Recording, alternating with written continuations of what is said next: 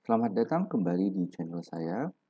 Di video kali ini kita akan membahas soal-soal dari LKS 1 dengan topik ruang sampel yang diambil dari buku Matematika kelas 12, buku wajib 3B yang ditulis oleh Sukino berdasarkan kurikulum tahun 2013 dari bab nomor 4 dengan judul peluang, mulai dari halaman 72 dan seterusnya.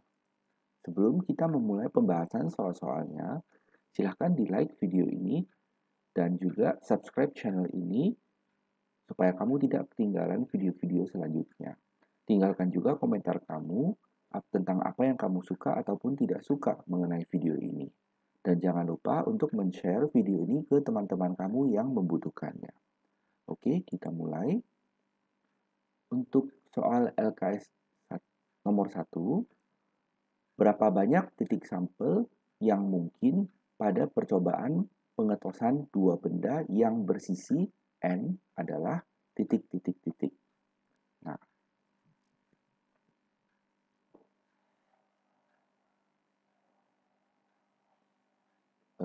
karena ada dua benda, maka untuk benda yang pertama ada N kemungkinan, untuk benda yang kedua juga ada N kemungkinan.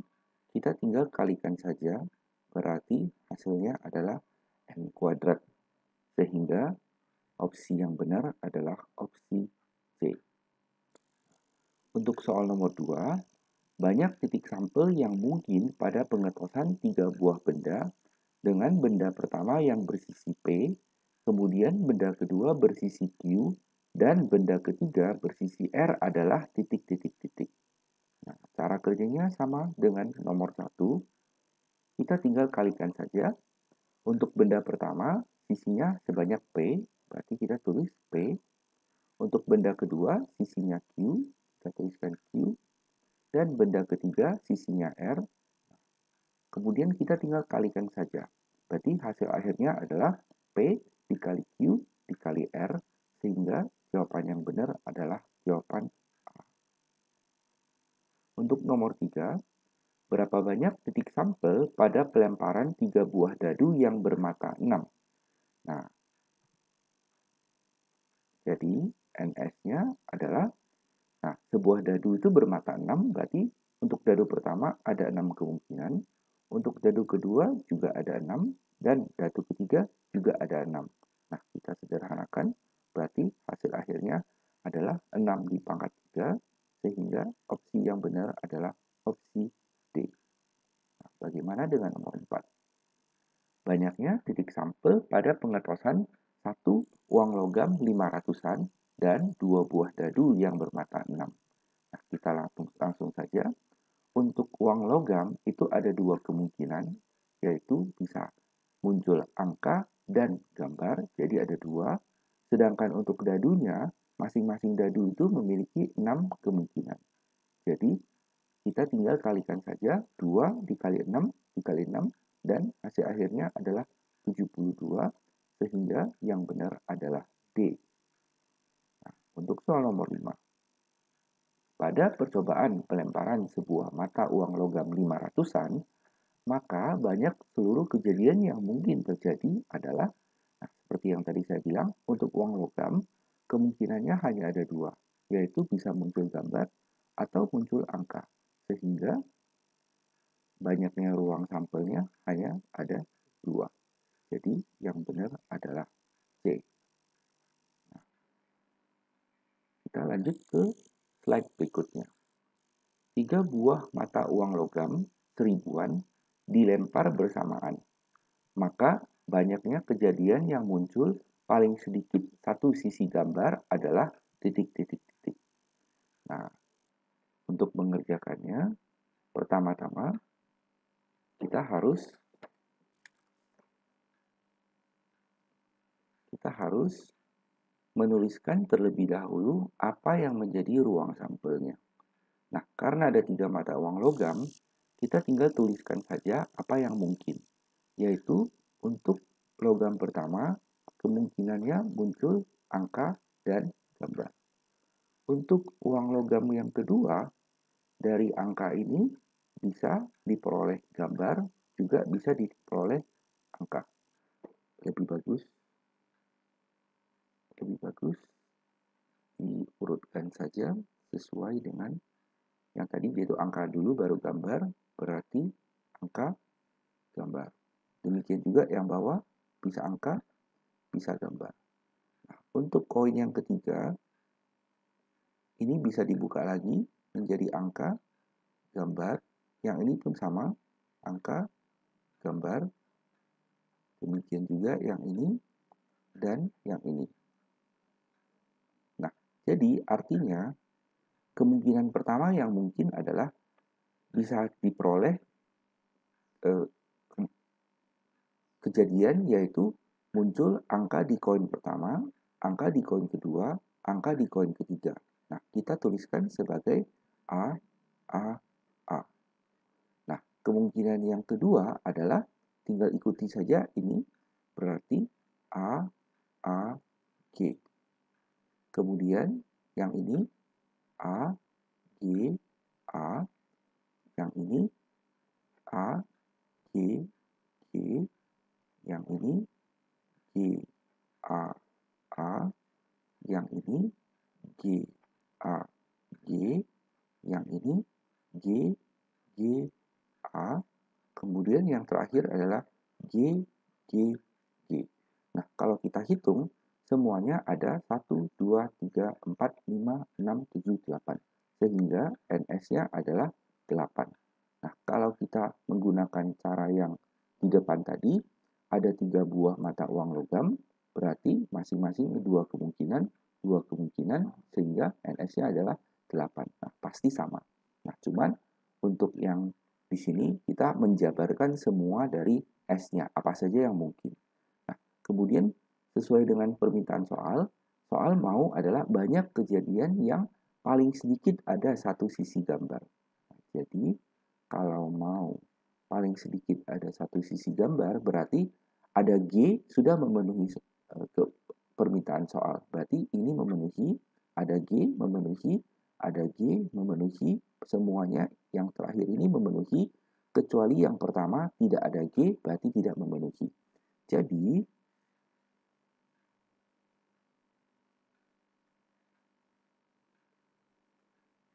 Jadi yang memenuhi adalah ini, yaitu sebanyak 7 buah. Nah, sehingga jawaban yang sesuai adalah D. Kita lanjut ke soal nomor 7. Pada pelemparan mata dadu yang bersisi 6, kejadian muncul angka-angka yang kurang dari 3 adalah. Nah, pertama-tama kita harus tahu bahwa kemungkinan pada pelemparan dadu yang muncul adalah 1, 2, 3, 4, 5, 6. Yaitu ada 6 angka. Nah, dari 6 angka ini, soal maunya yang kurang dari 3. Nah, yang kurang dari 3 hanya ini, yaitu 1 dan 2. Sehingga yang sesuai adalah D. Nomor 8. Pada percobaan pelemparan sebuah dadu bersisi 6, kejadian muncul mata dadu yang angka ganjil adalah, nah, kita tinggal ambil saja dari soal nomor 7, yang ganjil itu adalah 1, 3, dan 5. Sehingga yang sesuai adalah E. Nah, kita lanjut ke slide selanjutnya. Soal nomor 9, pada percobaan pelemparan 2 buah dadu bermata 6, banyak kejadian munculnya mata dadu yang berjumlah 8 adalah. Nah, untuk soal yang 2 buah dadu, paling mudah kalau kita buatkan tabelnya. Yaitu yang atas ini untuk dadu yang kedua, yang bawah ini untuk dadu yang pertama. Nah, jadi kita pasangkan saja misalnya yang satu dengan satu, jadi diperoleh kemungkinan muncul 1-1. Atau misalnya kita pasangkan di dadu pertama muncul 3, kemudian di dadu kedua muncul 5. Kita tuliskan sebagai 3,5. Nah, jadi ada berapa banyak seluruhnya yang mungkin? Jawabannya adalah ada 6 dikali 6, itu seluruhnya ada 36. Jadi saya tuliskan saja NS-nya itu adalah 6 dikali 6, sama dengan 36. Nah, memang ini tidak dipakai untuk soal ini ya. Yang diminta dari soal ini adalah kejadian di mana mata dadunya berjumlah 8. Kita tinggal cek saja siapa yang berjumlah 8. Nah, jawabannya adalah ini. 2, 6. Itu adalah 8. Jadi yang ini memenuhi, ya ini juga 3, 5 memenuhi, 4, 4 memenuhi, 5, 3 memenuhi, 6, 2 memenuhi. Jadi yang memenuhi adalah yang ini, yang menyilang ini. Nah, ada berapa semuanya? 1, 2, 3, 4, 5. Nah, berarti jawaban yang sesuai adalah C. Nah, bagaimana dengan soal nomor 10? Banyak titik sampel pada pengambilan satu kartu dari seperangkat kartu remi adalah, nah, pertama-tama kita harus tahu kartu remi itu apa. Nah, kartu remi itu adalah kartu yang ada 4 tipe, yaitu tipe kapas, tipe sekop, tipe diamond, dan yang satu lagi tipe hati. Kemudian masing-masing tipe ini, misalnya yang sekop itu secara total ada 13 kartu, mulai dari as maaf. Kemudian ada kartu nomor 2 sampai dengan nomor 10, dan ada lagi 3 kartu yang bergambar, yaitu kartu jack, kartu queen, dan kartu king. Ini ada 13 kartu dan motifnya ada 4, sehingga secara keseluruhan NS-nya adalah 4 dikali dengan 13, sehingga NS-nya adalah 52. Nah, yang sesuai adalah ini, jadi jawabannya adalah D. Soal selanjutnya nomor 11. Sebuah kantong berisi 5 bola merah dan 4 bola kuning. Jika diambil 3 bola sekaligus secara acak, maka berapa banyak titik sampel dari percobaan acak tersebut? Nah, pertama-tama kita tahu ada 5 bola merah, dan ada 4 bola kuning. Sehingga secara keseluruhan ada 9 bola. Lalu, sesuai dengan permintaan soal, dari 9 ini kita ambil 3. Nah, itu artinya dari 9 kita mau ambil 3, itu sama sesuai dengan ketentuan dari kombinasi, yaitu tinggal C93, ini tinggal dihitung 9 faktorial dibagi 6 faktorial dan di bawahnya lagi 3 faktorial. Ini tinggal dihitung, hasilnya adalah 84. Nah, jadi jawaban yang sesuai adalah C. Oke, kita lanjut ke slide berikutnya. Dari seperempat kartu remi tanpa joker, diambil 2 kartu sekaligus secara acak. Berapa banyak titik sampel dari percobaan acak tersebut? Nah, seperti soal yang sebelumnya, kita sudah tahu bahwa kartu remi itu memiliki 52 kartu. Kemudian dari 52 itu, kita mau ambil 2 kartu. Berarti sama artinya dengan kombinasi C52-2.